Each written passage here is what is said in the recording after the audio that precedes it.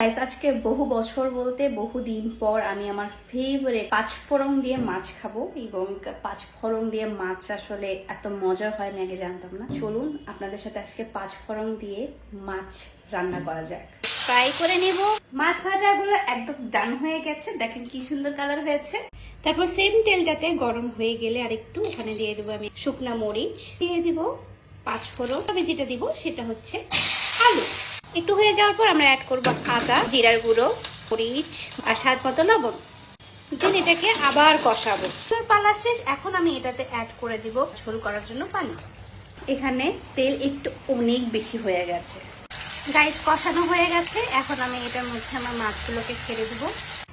Guys দেখো, এটা হচ্ছে তোমার নওরিন আপুরের স্পেশাল মাছের তরকারি। ওকে, বিসমিল্লাহ বলে শুরু করি। ওকে, জিনিসটা আমি খুব ভালো বানাইতে পারি।